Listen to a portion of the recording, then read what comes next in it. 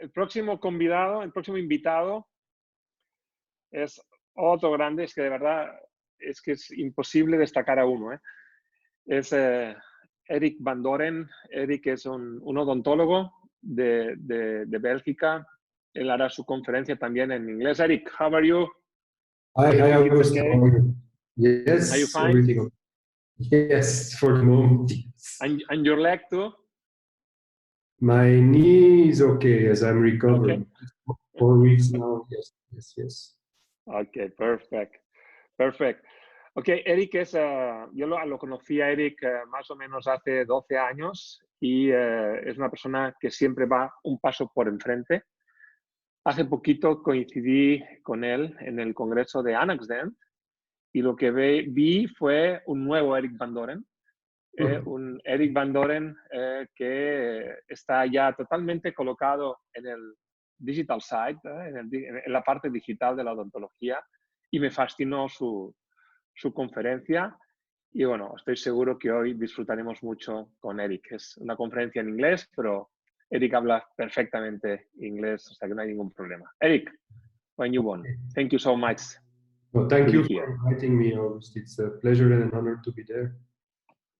I think it's an unbelievable initiative from your side, so I'm more than happy to share a few things with you. I understood that you said that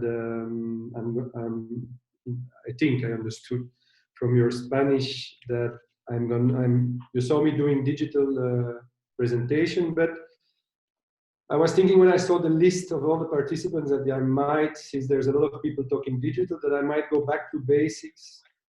And mainly what I want to show you is what we see in the office, at least as complications and maintenance in anterior implant restorations. Because if you go to a meeting, everything is beautiful and everything is perfect. And I think in reality, sometimes it's a little bit different.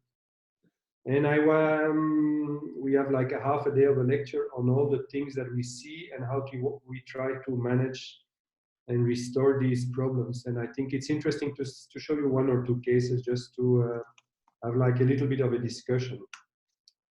So these for me are the complications that I see clinically in my office. We divide it basically. We divide it in aesthetic complications, mechanical complications, and biological complications. And as you can see, there is a few. And I think the main complication for me is the fracture of components, so the choice of the components. It can be either an abutment of the crown or an implant, and peri-implantitis and perimucositis. And that's exactly where we are focusing on the last few years to avoid it. But still, Erik. Yes. Erik, sorry. Can you get a little closer to the computer for the sound, okay? Okay. Thank you so much. Thank you. Better? It's better now. I think, yes, it's better. Yes, I think, yes. So, what we try to do today is try to prevent, but we cannot prevent everything. So, there is some issues that we see appearing after some years in patients, and I would like to focus more on the aesthetic complications, like as you can see there, vertical maxillary growth. I will show you a case where you can see typically that the level of the incisal edge and the gingival level is changing after years, can be after 9 years, but can be after 2-3 years.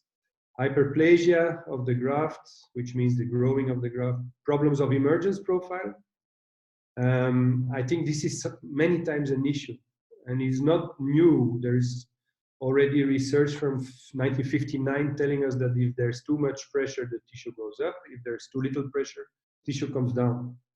So how do we manage? And what I see now today is I'm working a lot with the team from Timisoara, from Florin Kofar, is that for me to avoid problems of emergence, probably the digital tools are better than analog tools in the end. That's what I see, less of a problem. Contact points, what I mean is, many cases you see because of the ankylosis of the implant and the growth of the maxilla the maxilla, the premaxilla, and the extrusion of the teeth, you see that the contact point is breaking. Also, sometimes you have a 3-unit bridge in the posterior, and suddenly you see the patient back and the contact point is gone. Do you hear me better now, August? Absolutely better, absolutely. Okay, okay. But my head becomes, the closer I come, the bigger my head becomes, but that's okay. So we know from the review from Ronnie Young already since a long time that we have complications. So let me just show you, there's many of these cases, but I'm going to show you one or two depending on the time. The first case that I want to show you, and we can discuss things, is a case where we had hyperplasia of the graft after a few years and vertical maxillary growth in a young patient. Basically, when I saw the patient, she was referred by a maxillofacial surgeon, and as you can see, she's missing a central after trauma. The main thing is, how old is the patient? The patient is 18 years old, and I think sometimes it can be a problem, especially in patients that have a long phase or short phase. This is you can find it in the literature. These patients can be risk patients. So the implant is in. As you can see on the X-ray, it's a narrow platform implant, which I don't really trust for a single central incisor, especially not if the titanium is grade 4, which is a weaker titanium. But mainly what you can see is very deep. It's very, very deep, this implant, and it's a soft tissue level implant with a 2 millimeter color in the aesthetic zone. So everything is a little bit of difficult. So now you have to ask yourself this question: if there's so many things, are you going to restore for the patient, or are you going to tell her, I'm not going to use the implant, for example? But if you're not going to use the implant, what is your solution? What is the solution? It's a bridge. It's prepping 2 virgin teeth, or it's a Maryland eventually, but I don't think it's a good solution. Maryland, in this case, for example, I don't think it's the best solution. So we decided to restore. I'm going to skip a few steps, but mainly I want to show this because I think it's important. Already in 2009 or 10, we were like thinking that instead of adapting tissue before you make the final crown, maybe the technician, which could be you, August, or anybody, and in this case it's a guy from Brazil, Cristiano Soares, who did the case. Maybe we're just gonna, if you look at this, we're gonna make a wax up not only from the white part but also the pink part, which allows you, if you do this and if you create symmetry between the 2 centrals, it allows you to create like more of a nice emergence profile and a nice soft tissue support. So the basic idea already 10 years ago, 15 years ago was, why don't we make the final restoration and do the grafting afterwards? Because we think that the healing of soft tissue is much better around porcelain than around the provisional crown, for example. So what he did is a wax up on the model of the pink. And the pink for me in this case is 10 times more important. The second thing is, as you can see on the left side of your screen, the abutment looks as if it's the prep tooth. The left central had a big composite restoration, so we decided to make like a quite aggressive veneer. So what happens is the abutment on the implant is like a copy of the prepped natural tooth, not only in form but also in color and also in gingival height, as you can see. So screw retain restoration, this is what we see. Now, what we're going to do is try to do the same thing with the graft as the technician did on the model. So it's not so difficult. And today, these things, again, we are doing it in a digital way, which means today I am able, and I saw part of Laurent's lecture just before me, there's so many possibilities with digital. And the issue is that today and already a long time ago in analog, we were reverse engineering, which means you plan the final restoration and you adapt all the steps to the final restoration, at least the final form and the final 3D position of your restoration. And all the rest, the guide, eventually the surgical guide, the graft, the abutment prototype or the material, the crown, that's only little tools or small tools to get to the final result, which is already engineered from the start. You have an idea of where you want to go. So we're going to do this, and I have a little video. So the thing we are doing is exactly the same thing as the technician did in the lab, on the model. The graft is the same size. We are trying to get the same thickness. And this today you can plan completely digital. So we are placing the gum where we need it. Because if you look in the green square or rectangle, you can see that the distal of the central is way in front of the tissue.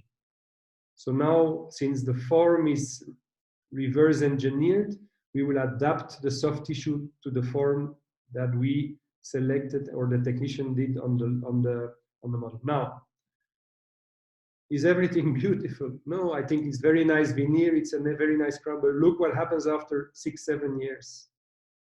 It's a young patient. Do you really think if you go back, and if I go back one, this is where we started 2011.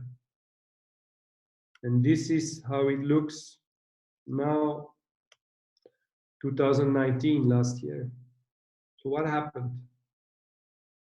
It's vertical maxillary growth. The natural teeth have the tendency in long and short-faced patients to erupt, to come down. So your implant is ankylosed. It's stuck, so it's stuck up and out compared to the growth of the maxilla. So now this is an issue, but maybe it's more an issue for us than for the patient if it's a small discrepancy. And this, I see it happen, let's say, in 20-25% of the patients. The 20-25 is a lot. Where do you see it most? In women around the 40s and in long and short-faced patients. So now my gingival level is quite okay. It can be better, but so what is the solution? Are you going to do a crown again after 7-8 years? No. So you need to adapt. So let me show you, and I think it is very, very important to talk about maintenance and long-term results in implant aesthetic dentistry. Because there is no use to show 1 year, 6 months post-op, everything looks nice. But maybe after 7, 8, 10, 15 years, 20 years, that's where we need to look at. And maybe we will change a little bit the philosophy of aesthetic implant dentistry. So, as you can see, the implant is even deeper. It's ankylosed. It's stuck in the bone, and the teeth are like, it's growth of the premaxilla and the maxilla. The lucky thing is that the interdental bone is still there, so you don't lose papilla height. But let's see what we have in the literature, and this is like one of the articles, or a summary of what is in the articles. Mostly occurring in the 40s and in women. It's multiple vector. It's 3-dimensional, and the incisive edge becomes shorter. Since the implant is going out compared to the teeth, the tissue is thin in many of these cases, and that's why you need to graft from the start. And that's also one of the big reasons for me to use guided surgery to make sure that I have a screw-retained restoration. So how did we solve the case? And this is also a nice article also. For example, the one from Tavelli, 2019, that whenever you take a graft from the tuberosity of the maxilla, and the graft is thicker than 3 millimeters, you get growth. It's like conditioned to grow. You can take it to your advantage or you don't. And there's many things we change. I'm not going to go into detail too much, but there's so many things changing, and I'm learning a lot from the very young, talented surgeons today to understand. I have the experience, and they have the dexterity and the way to approach cases in a digital way. So let's see how we solve this case. First of all, I'm going to reshape the tissue. You see, I'm going to try to create, and you can do it either with an electrosurge, laser, whatever. Then you take a burr to flatten. And I think this is important. First, you reduce the height, you remove the tissue, but if you remove height, you're getting in a thicker proportion of the gingiva and in the graft. And basically what you do is reshape them symmetrically. And then if you want, you can reshape also incisal of the adjacent. But this is not unlimited. This is not unlimited. And maybe someday I will have to unscrew the crown or make a veneer again on the implant restoration. But this is daily.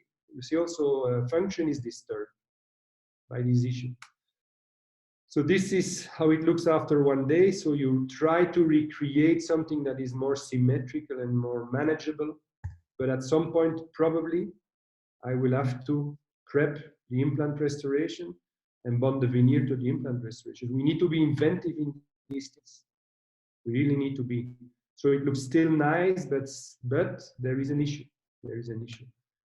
So if you look at how it evolved, this is how it evolved. You see 2011, 2013, the graft, the difference between 2011 before the grafting, after positioning the veneer and the crown, and the 2013 is the volume thickness.